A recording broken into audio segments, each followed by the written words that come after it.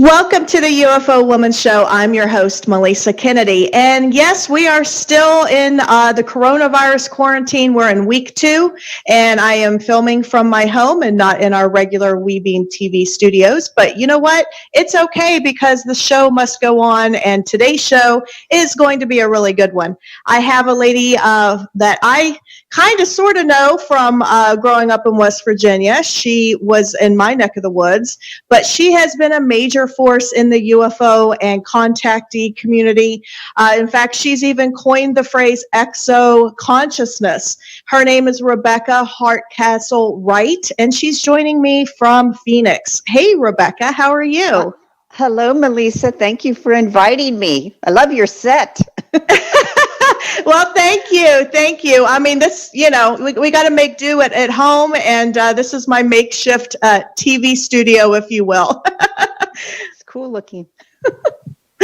Thank you. Thank you. Well, my little alien mug here, he's always part of my set. And then I just had to fluff some other things in here and, try to make the best of what we have to work with. But, man, we are living in some crazy times right now, aren't we, Rebecca? Yes. It's really crazy. Here in Florida, it's really impacted us greatly, being, a major tourism state. It's really impacted us in a lot of different ways. Right. And in some ways, I have to say there's been some good outcomes because of it, because we are being forced to reconnect with humanity. And I think we're talking a lot more. I think we are maybe doing less of what we used to do and getting into some new good habits that hopefully will stay with us. After this whole pandemic is over with. I know I'm doing more hands-on type things, crafts and reading, and doing more exercise and things like that. So in some regards, I think there's some good things that come out of it. But certainly I am thrilled to have you on the show. I appreciate you taking time out of your day to join us. And got to touch on a little bit of our connection here with the West Virginia connection. You grew up in Clarksburg. I grew up in Bridgeport. And that's kind of cool. We're like 5 miles from each other. Uh-huh. I used to go to, was there an Italian restaurant in Bridgeport? I think we used to go there. And Twin Oaks? Maybe. Was it yes, Twin Oaks? That sounds familiar. Yeah. Well, there was Twin Oaks. There was, Oliverios. Of course, you guys had Menards, Spaghetti Inn, which was awesome. Yeah. We used to go there all the time. Yeah. So, yeah, small world.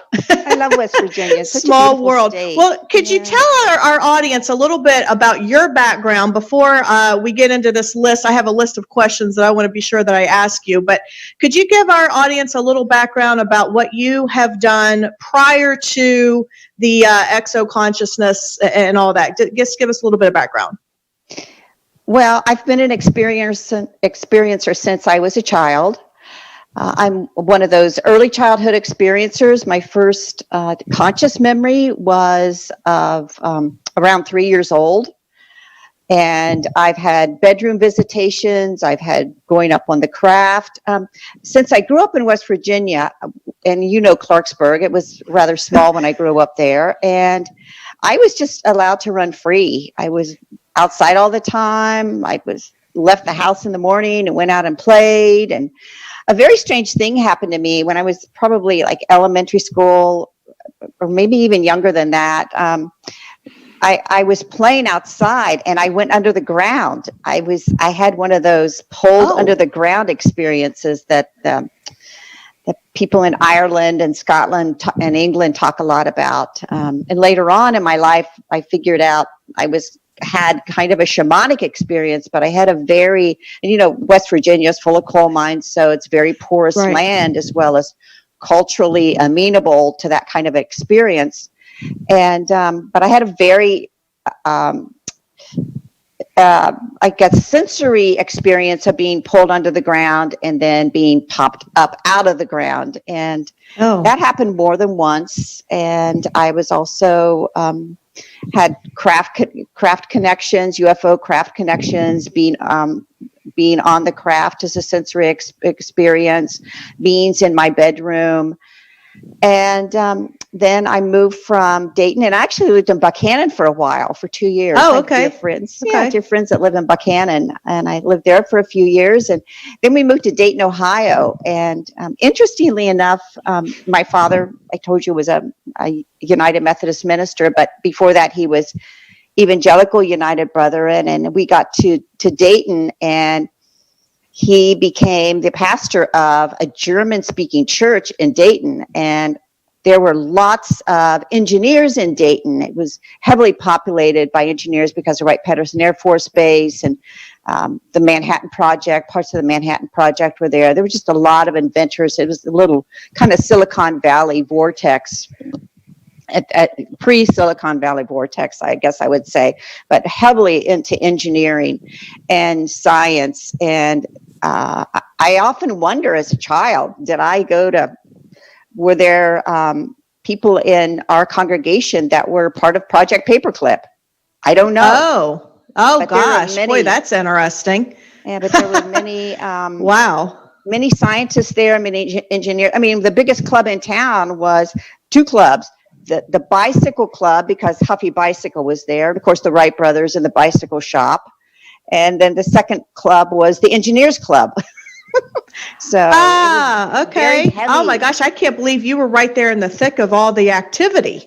Yeah, very. I mean, as a kid, you probably didn't really realize maybe all of that, but my goodness, you were in the hotbed section. One of the things I ask people to do, I do a lot of coaching, and I'm a therapist. One of the things I ask people to do is to actually write their extraterrestrial autobiography, and especially where they lived, who they were around, who they came in contact with, sort of what the ley lines were, you could say, of the geographic places that they moved in their lives. So.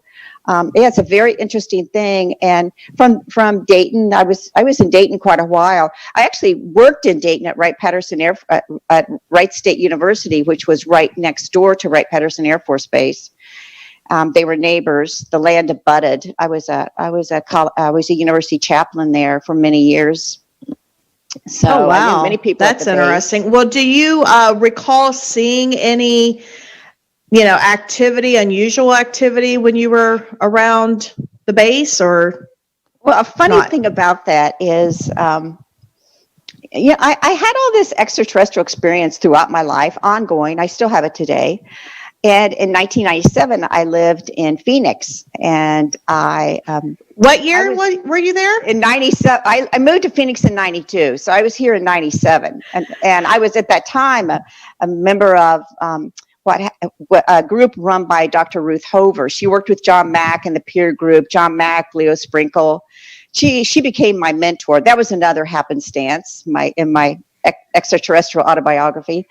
And so I'm there. I've got lots of friends. So the Phoenix Lights happened on March 13th, 1997. Yes, I was there. I lived in Phoenix at that time. Yeah. I was a teacher at the Gila Bend Indian Reservation. Oh, okay. Well, you probably saw it. I didn't. I did see it. I did see it. Oh, wonderful. Yes. Dr. Lynn Katai and I have had hour-long conversations about this. Yeah, she's a dear friend of mine. Yeah. Oh, I love that. Small world, Rebecca. Right. So I didn't see it. And I had no idea it happened. And at first I was like, what the heck?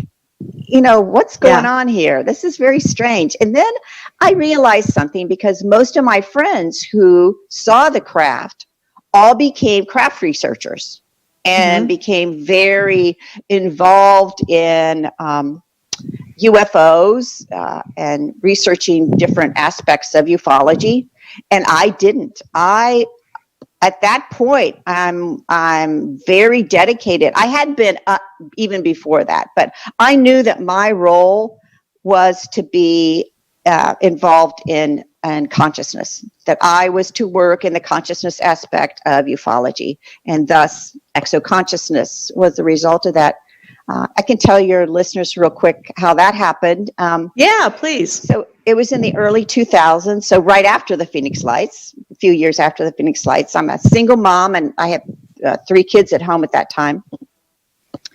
And I'm getting up, and I'm very busy. I'm working. I'm a single mom. I'm studying. I'm learning about who I am and what's really happened to me. I'm very curious as to what my childhood all means at this point. And so, remember those phone alarm clocks that would go off?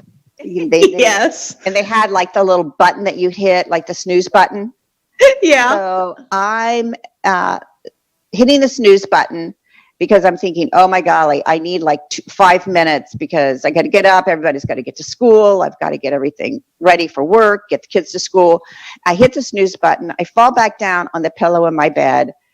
And this word, exoconsciousness, comes into my body. It came in my body. It didn't just come in my ears. It wasn't a telepathic experience per se, because I have those frequently, but it definitely was a full physical incarnation of that word that came in my body at that time.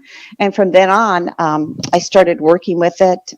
Michael Sala was working with the Exopolitics Institute at that time, and he was trying to engender a lot of interest around academics. And since I've been an academic, I'm like, well, okay, I'll write an academic article. And so really the first iterations of exoconsciousness were really more along an academic lines.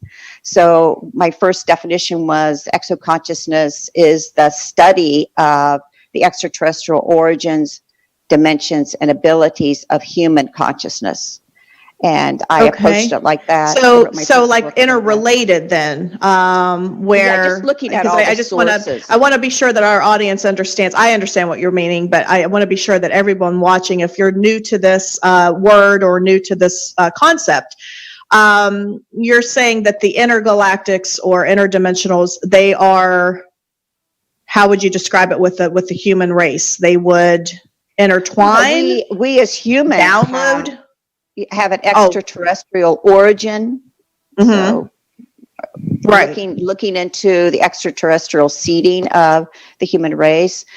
We have dimensions. We have extraterrestrial dimensions to us. That means could be multidimensional mind, could be multidimensional consciousness. I wrote a lot about, and I still do today, about how brain is not our consciousness. Brain's part of our consciousness, but our consciousness is beyond our brain. So the origins, dimensions, and then abilities. We all have psychic abilities that stem and are in line with extraterrestrials. So right. Today, so, I know just in my own studies, whether it's ufology, universal consciousness, I've been into metaphysical stuff for 25, 30 years. So, I love this kind of stuff, obviously. I just want to be sure that, if you're watching the show and this is all new concepts to you, what we're saying here is that the human race is intertwined, if you want to think of it that way, interrelated. It's an extension of who we are. What we're talking about here goes far beyond any textbook that we've ever read in traditional schooling. That this is a big, big concept. This is something that if you're new to it, it could just take your mind and just blow it out of proportions for a little bit until you understand what it is we're talking about. We've had lots of topics here on the show about universal consciousness and just little things like, just a simple thing as a thought that goes out into the universe can have an effect on a lot of things. I know Saturday we had the 1 million person meditation that I participated in with a really good friend of mine and others, participated. That was big. April 4th, that huge meditation that took place. Imagine the impact that we must have had on the universe coming together consciously, trying to better our planet, trying to end this coronavirus and do something good. So could you talk to that point a little bit too, Rebecca? how what we think can also affect the consciousness, the exo-consciousness, if you will? Well, our thoughts are, I think thoughts are very complex. I don't think a thought is as easy as, I'm going to put a neural implant in your brain and tell you what to think, or that, humans are just, we already know. Some transhumanists say, "Oh, we already know 93% of how humans are going to behave and what they are and what they think." I just don't. I'm sorry. Humans are a lot more creative than that. Really, what we're talking about, in a sense, is what's been called cosmic consciousness, and it's part of religion. It's part of mythology. It's certainly part of science now, going out into the cosmos. I worked for a time with the astronaut Dr. Edgar Mitchell, and he was working on the quantum hologram at that point. And he was really talking about cosmic consciousness, and he was trying to find a way to talk to scientists about cosmic consciousness. And so what he did was come up with this hologram theory of consciousness, where there's information out in space around us, in the cosmos, as far out as into the cosmos, and that we can interact with that information and we can bring it into our bodies.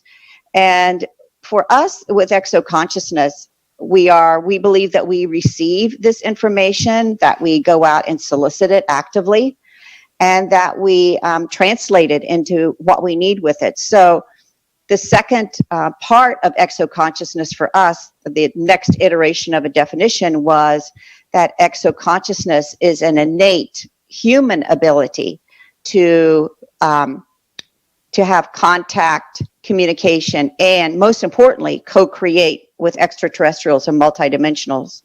So we believe every human has this ability.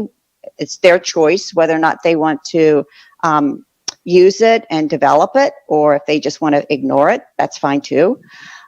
Everybody has a freedom of choice what they want to do with cosmic consciousness, but we believe that it's there, and that part of the development of humans is that we begin to understand this cosmic aspect of who we are. And what better way to understand the cosmic aspect of who we are than by making something? So the emphasis of the Institute is what we call, we're co-creating with extraterrestrials and multidimensionals a exoconscious civilization. So we are doers. For example, if you want to know what a computer is, what better way to find out what a computer is than to make one? Right. That's actually a very good analogy, which then has to take me to that next step, and that is, how does artificial intelligence play into this? Because I just rewatched The Matrix. Yesterday, I binge watched all the Matrix movies, and I'm like, really think we should be rethinking this whole artificial intelligence idea. I don't know. There's good and bad. I mean, it could go either way with it. So what's your take on that in regards to exoconsciousness? Well, I'm certainly not a Luddite. I'm not going to say, I'm going to go live in the forest and never use the computer and never use artificial intelligence. I'm not going to say that, but I'm actually just finishing up a book called The Exoconscious Human, claiming our psychic intelligence in a transhuman world. So what I'm doing, Melisa, is examining all those issues of transhumanism, and I'm making a comparative study of what an exoconscious human or an exoconscious civilization would look like compared to what a transhuman civilization or a transhuman individual would look like. And there's startling differences. It actually has taken me a long time to write this book because emotionally, it really triggered me. Things I was researching, things I was finding out. It was very emotionally triggering. So I took my time with it, and I'm just wrapping up on my second draft of it. But there's so many ways that we're different, but there's also in the book, so I do the distinctions, but in the book I also do the commonalities, and I also talk about fields of common interest that we can have with transhumanists, and how we can work together on this planet.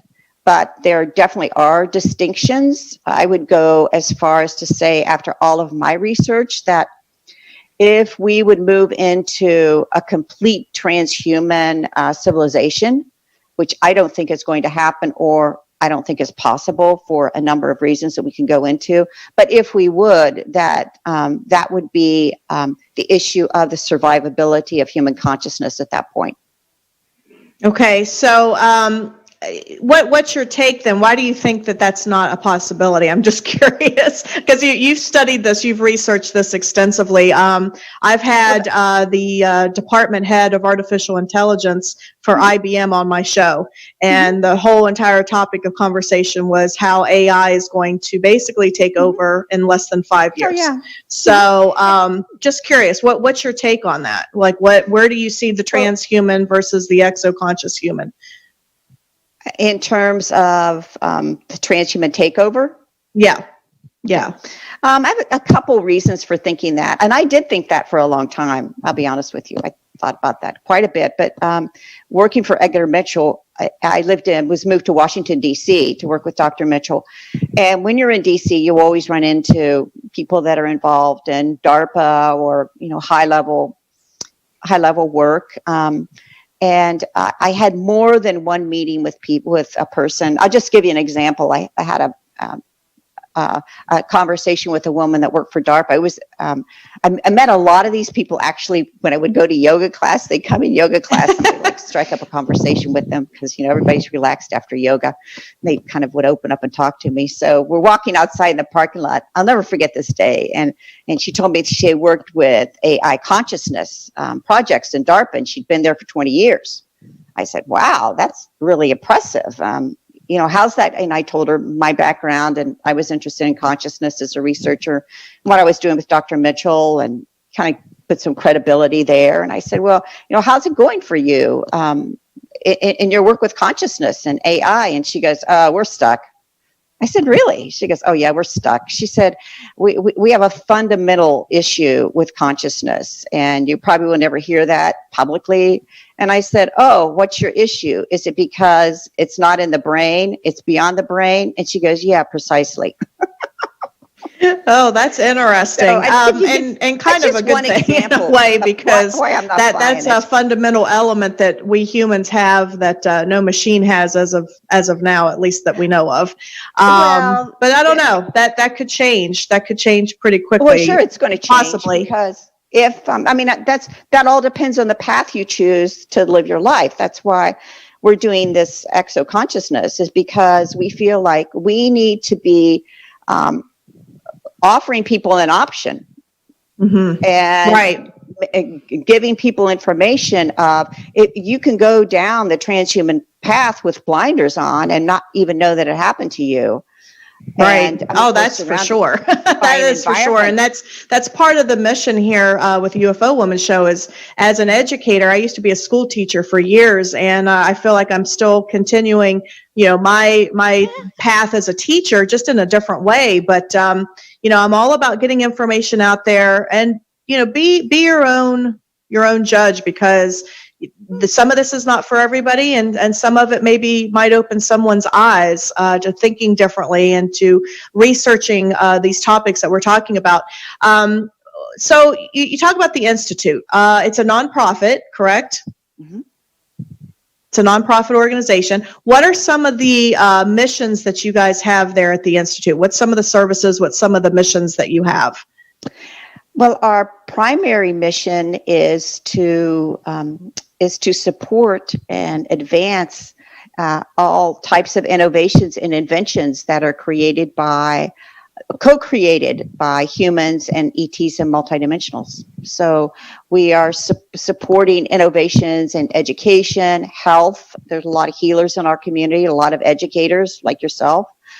Technology, a lot of technologies are coming out of this community. Science, communication, different communication techniques. So we're fostering that. We're helping to scale that into the mainstream culture. But these are co-created inventions. So we're not looking for someone that's just had an invention. We're looking for someone who is actually an experiencer of ETs and multidimensionals and wants to bring forth their work. So, and that all of that work is what builds the exoconscious civilization. Wonderful, wonderful. Now, when did you start the Institute? The Institute's been in my mind for a long time, but always in the back of my mind. But after working with Dr. Mitchell in Washington, D.C., this lots of good stories around that too, of course, because we were working with. Oh, I bet. I want to hear some of them. We were working with 0 point energy and the extraterrestrial presence and consciousness. So I got to work with a lot of scientists and just was on a steep learning curve there. But when he became ill and passed away, I just was sitting there in DC thinking, what am I going to do? And did you ever meet Cynthia Crawford? No, I haven't. I know who you're talking about. No, unfortunately, I haven't met her.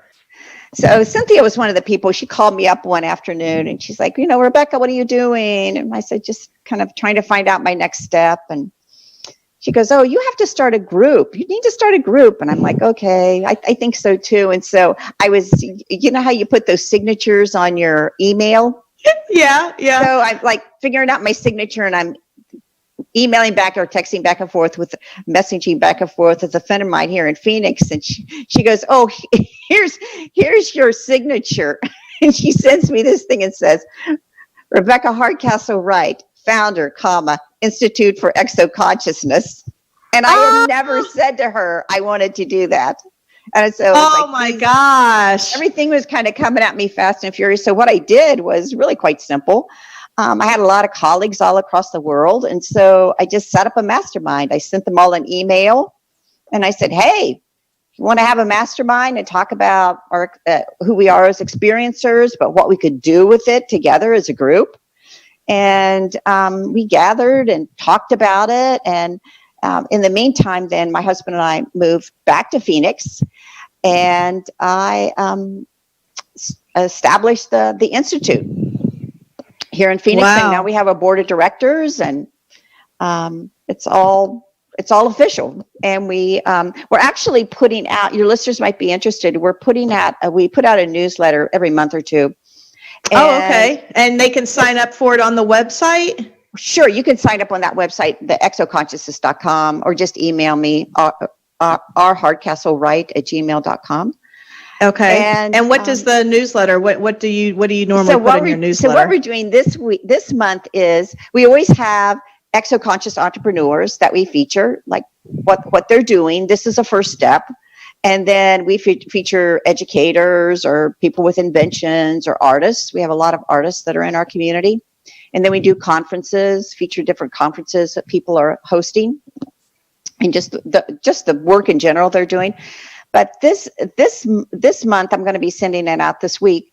We had a board meeting, and during our board meeting, we discussed, every board member went around and spoke about what's happening with this pandemic, with coronavirus, and how that's affecting us as humans and as exoconscious. And did they have any messages from their ETs and multidimensionals? So that's going to be the first link on the website, is a 30-minute discussion where everybody in the Institute got to give their messages that they'd received about what this all meant. Oh, that sounds fantastic. Yeah. I mean, I tell you, this whole coronavirus, I mean, this exact weekend, actually, I was supposed to have UFO Con. And, we were going to have it at the Orlando International Airport. I had Nick Pope. I had Stephen Bassett. I had David Hatcher Childress coming, William Henry, Dave Spinks. I mean, I had an unbelievable lineup, but obviously I had to cancel it. Which is sad because I've worked really hard for the last 3 or 4 months, putting this together and making this convention happen. And then of course this happened and we've had to cancel it. Those are great people. Unfortunately. So it's impacted everybody. It's sad, but I think your newsletter sounds really interesting. I know I'm going to sign up. That's for sure. I'll sign you up, Melisa. Okay. It's good to be friends. It's one of the perks. Well, your institute sounds just fascinating. I mean, it's more than just, your normal nonprofit. I mean, you're really getting out there and getting information, education, a place for contactees to go to. It sounds like you have a really great board of directors. Oh, they're amazing. I mean, we have people from Brazil. It's interesting. The man I work with in Brazil, Giuliano Pizzotti, he had the same experience getting the word exoconsciousness that I did. Oh, wow. It came into his body one morning when he woke up. And so he wrote, Brazilians do a lot of these kind of small study books. And so he wrote a small study book on it. And then he said, oh, I thought I'd go out on the internet and find out if there's anybody else that's doing this work. And that's how he found me. And he wrote to me, it's like, you have to come to Brazil. You have to come meet us. We have to work together. So we've been working together ever since. Brazil has an amazing healing community, spirituality community, study community. We in America, I have to say, we in the US do a lot of talking, and Brazilians do things. They have a very different culture, very different needs as a country. Right. Their whole mindset in Brazil, even their government mindset's different. I mean, they actually want their citizens to come out and help find information about UFOs. Here, we just cover it up and tell everybody that, oh, that's not what it was. It's a weather balloon. It's a whole different mindset in Brazil. I'm like, I want to move to Brazil. It's such a different mindset. People. And you're right. Yeah. They don't just talk. They actually do. Mm-hmm. And they put the power oftentimes in their citizens to help solve the mysteries of the UFO cases and whatnot. And they have a slew of activity there. Oh my gosh, I've seen so many UFO reports from Brazil. It's crazy. Yeah, they're healing centers. I've met so many. I mean, one of my colleagues there, she was a physician that ran a big hospital in Sao Paulo.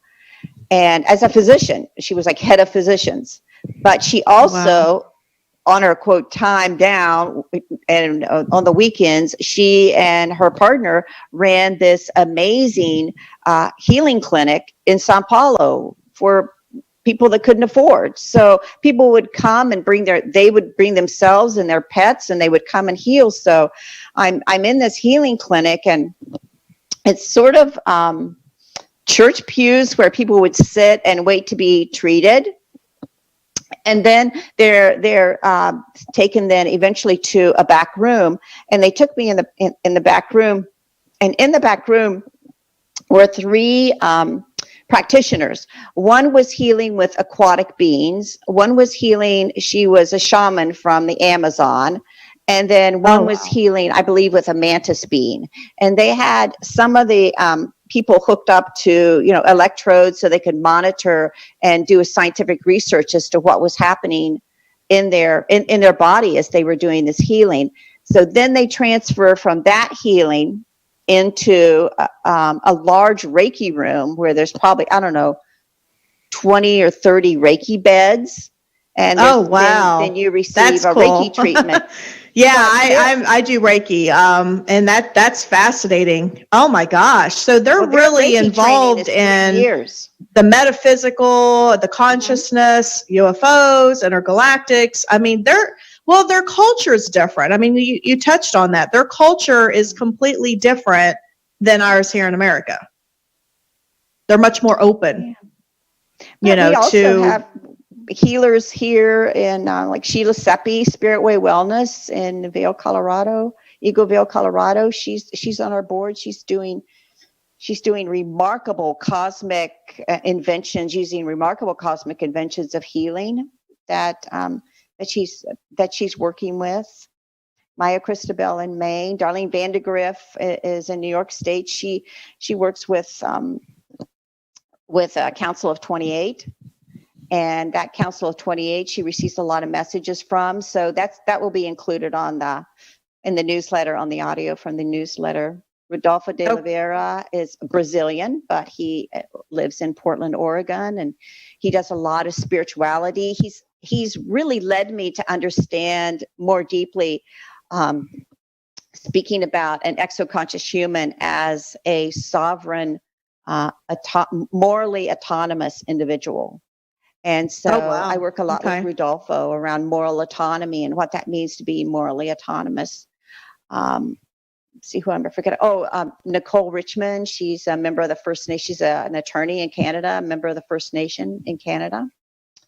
So she does a lot of healing work and social activism for the Native American community.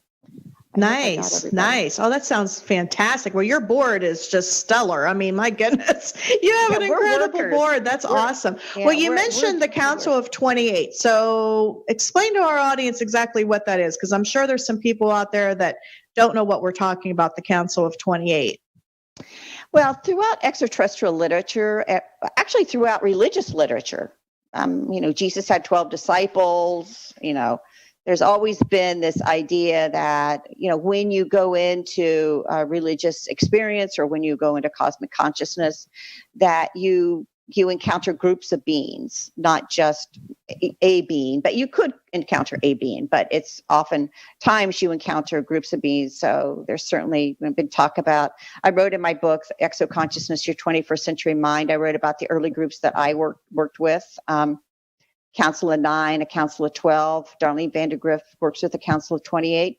What she does, and she'd be a great guest to explain herself what she does. But the way I understand it is, her council works with healing timelines. So she actually works with extraterrestrial races that want to heal their timelines and maybe becoming morally autonomous as extraterrestrial races. And that's the kind of work she does for humans and for extraterrestrials, is this timeline healing is one of the things that she does.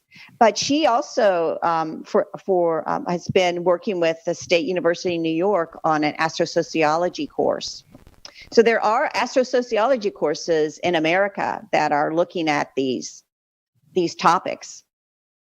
Wow. Well, I wonder if any of them are online, because that'd be a nice thing to do to pass our time right now as we're in quarantine. I'm on the website, different websites, looking for classes that I could take right now in the different, areas that I'm interested in. That sounds really cool.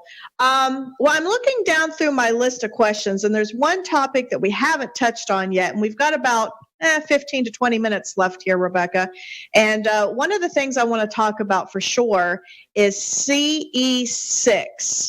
And I know what CE5s, I've participated in numerous CE5s, and that's when a group gets together and we actually initiate the contact with the intergalactics ourselves. But explain to our audience what the CE6 is. We've talked about CE5s on the show before, so I think most of the people know what we're talking about there. But CE6, what exactly is that? Well, let's back up even before CE5, and Alan Hynek was the researcher, the scientist that came up with the close encounter classifications to explain what was happening. He did CE1, CE2, CE3 in terms of seeing a UFO craft. And then Jacques Vallée did CE4. So for Jacques Vallée, CE4, he was talking more about reality. He looked more into abduction experiences. I suppose many of your audience and you are familiar with Passport to Manjonio, where he went into the different folk tales of meeting extraterrestrial type individuals, or folk tales that mirrored and had a great similarity to ET contact. So he called that CE4, a CE4 experience. He went into hallucinogenics, abduction, that's folk tales, that sort of thing. And then Stephen Greer, CE5, where there's mutual voluntary contact, as you say. Sometimes you can call in the craft, sometimes but it's a mutually respectful, mutually voluntary kind of contact that happens in CE5. CE5, though, is primarily an outwardly focused contact. So you're going out in the fields, you're looking up in the skies, you're looking for craft, you're looking through contact in an outward manner. CE6, we call the Exoconscious Human, and the Exoconscious Human really means human. It means that it's a contact focused upon the human, where the transformation that takes place within the human, and it's the analysis of how our definition of self changes, how our physical body changes, how our consciousness abilities change, our psychic abilities heighten, and we can begin to use our psychic abilities. So that's the distinction of CE6. I came upon it when I was Ray Hernandez and Free asked me to write a chapter for his book, Beyond UFOs. And he asked me to do an exoconscious analysis of his data. So he sent me all of his data. And honestly, Melisa, I just spent probably 3 days just sitting with the data. I didn't really think about what's his data mean or what am I going to write my chapter about. I just sat there and read the data. I wanted the experiencers to speak to me. I wanted to really be a listener and hear them. You know, I'm a therapist, so I'm a big listener. Yeah, right. Well, my good friend and also author Kevin Briggs is in that book as well, and he talks about his remote viewing and all of his experiences, which is just incredible. I mean, Kevin and I get together and talk quite often, and he's explained a little bit about what you're talking about. But it's just, you know, it seems like all of the guests that I have on here, it's all kind of interrelated. All of this stuff is interrelated, and it's just different facets of the whole picture. And you know what you're talking about with the CE6. I mean, it's another extension it's an expression, and it's focusing on the humans, and it's time to focus on the humans because much of ufology and much of extraterrestrial research has always been focused on the ETs.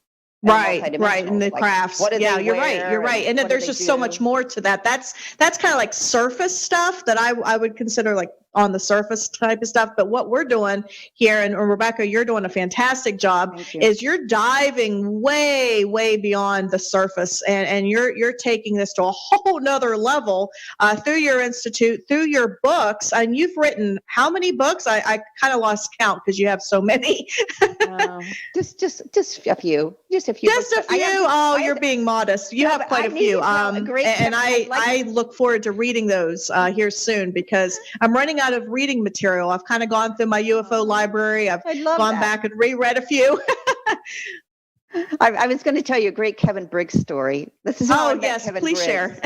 Because you know Kevin, he's been on your show, so your listeners will like this. So I've been working with Dr. Mitchell in Washington, D.C., and I had set up meetings with John Podesta at the White House because Edgar Mitchell and I wanted to go meet with Barack Obama. That was really the focus of what we were doing. Wanted to talk with Barack Obama about zero-point energy, disclosure, extraterrestrial presence, consciousness. Okay, so I suggested, well, why don't we just reach out to Podesta because he was White House counsel at that point, and I knew that he was very, very interested in these topics. And so I started emailing John Podesta to set up a meeting with Barack Obama. And so John Podesta agreed to the meeting. He said, I will meet you first. And what he was being a gatekeeper, he was saying, I'll meet you first, and then we'll see if you can go meet President Obama. And so I had the meeting set up for the week of August 11th, I believe it was, 2014.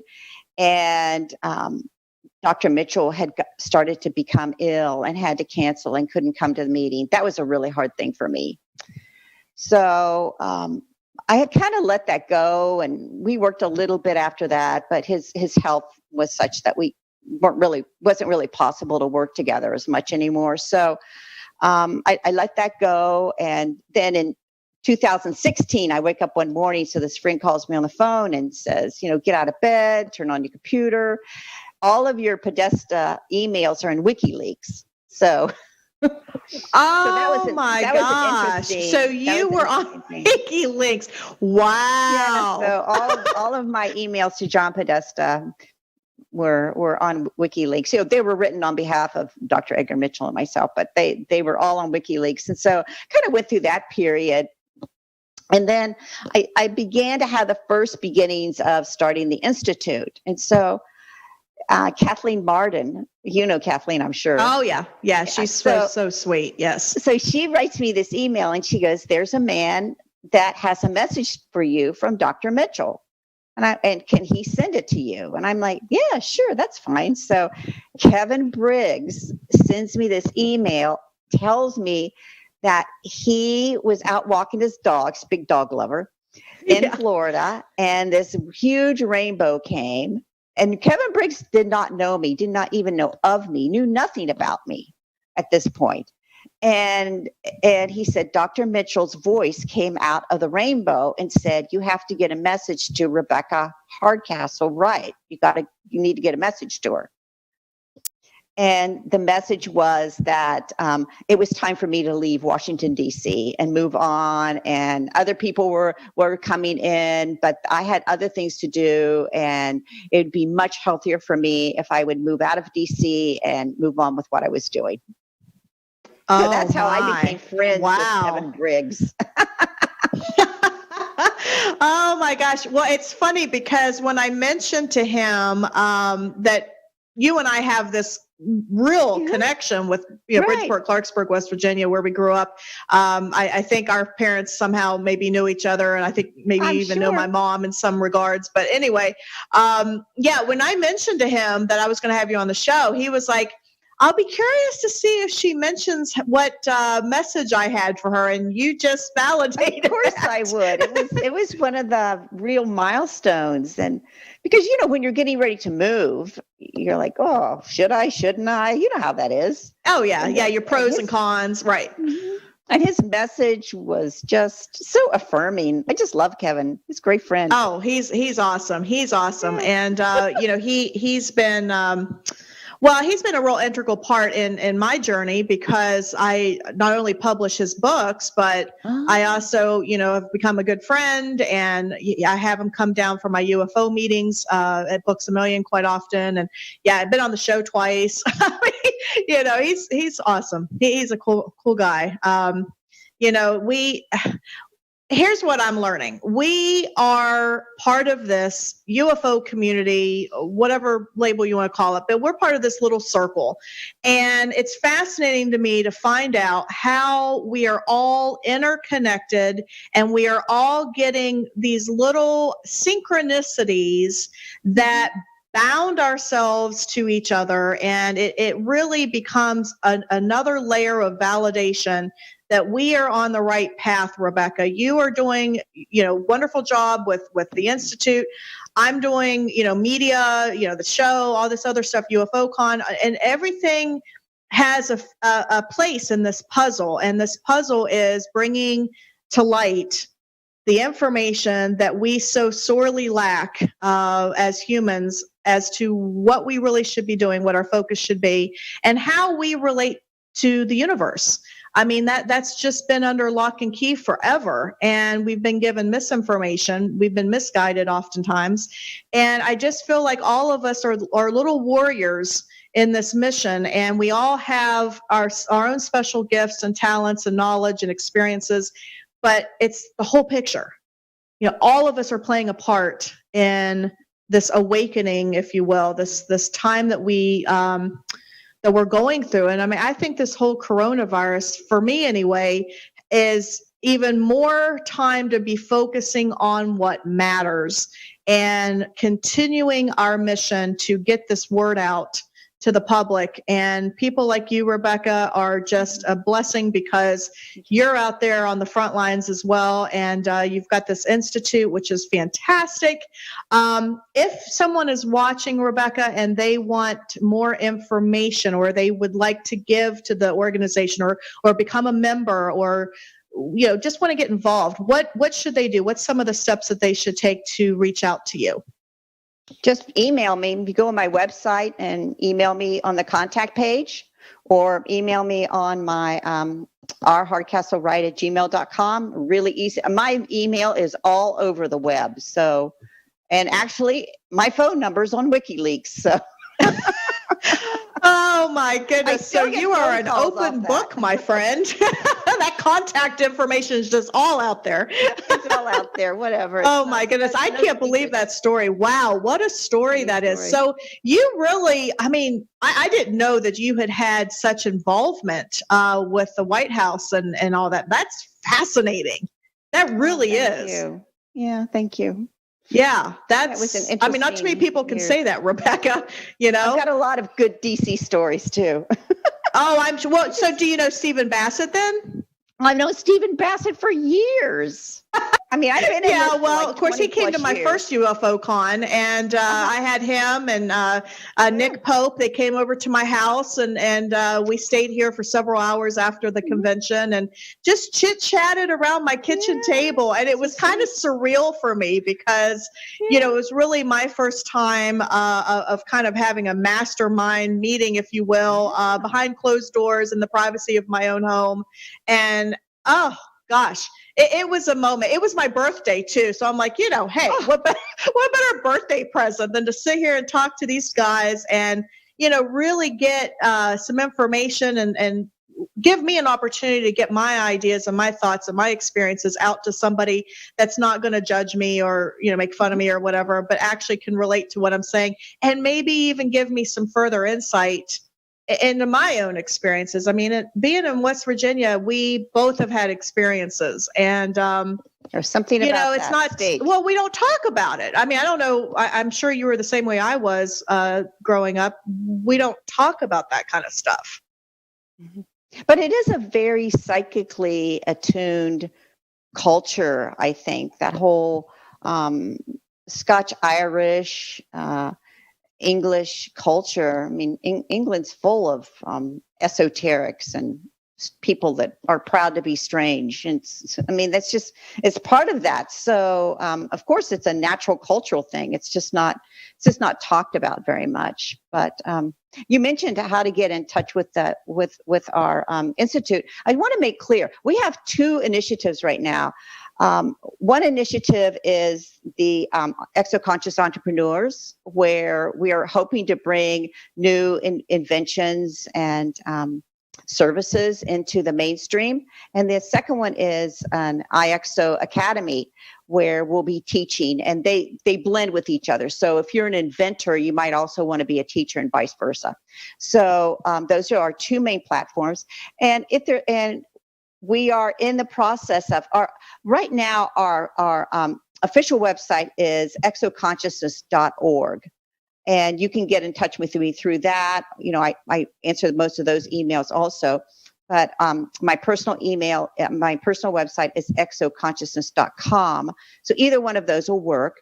But I know that people like to be on the ground floor of something and on something exciting. So what we're doing at this point is putting all our effort to those two-pronged programs of the entrepreneurs and the Academy of Teaching.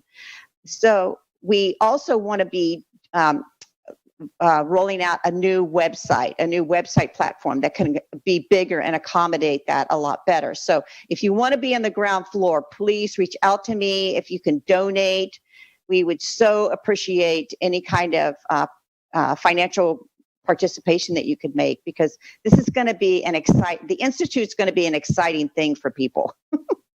Oh, it sounds like it. And I'm sitting there, my little wheels are turning. I'm like, how can I get involved? Because this sounds so fascinating. And it's as a communicator and it is. It sounds really neat. And you have so many things going on, so many different avenues and services that people could tap into with your institute. What are some events? You guys have some events and stuff coming up later this year, or?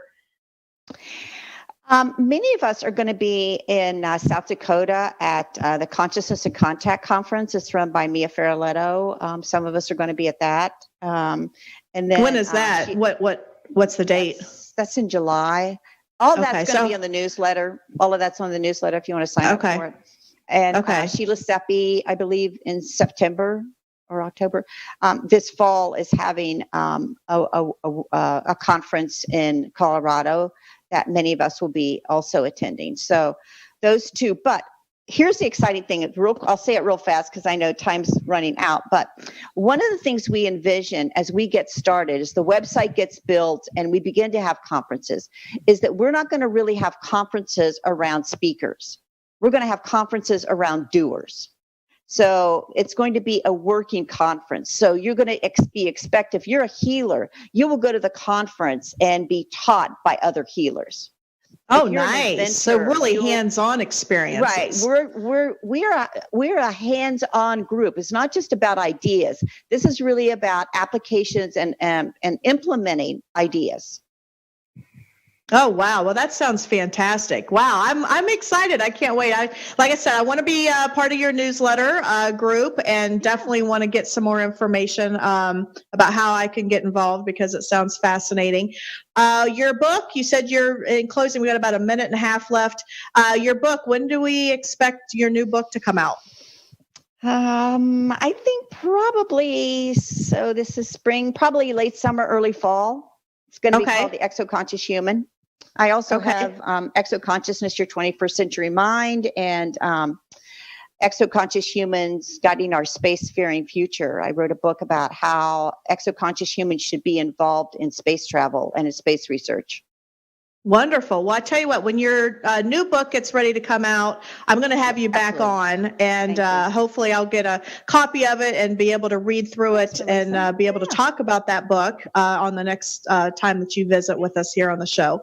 But my goodness, that sounds great. And I am so happy to finally get you on the show, Rebecca, and kind of sort of meet you face to face in this same neck of the woods time. So you're doing some really great things, and all of us here in the community appreciate all your hard work, and I know that a lot of blood, sweat, and tears goes in what you do for a living, and I really do appreciate that, and hopefully we can get you back on the show, talk about your book, find out some more information about what you're doing at the Institute. But until then, I encourage all of our audience to go to their website, sign up for that newsletter, and get involved with this organization, because it's a good one. Until next week, I'm your host, Melisa Kennedy, and I want you to keep looking up. Thank you.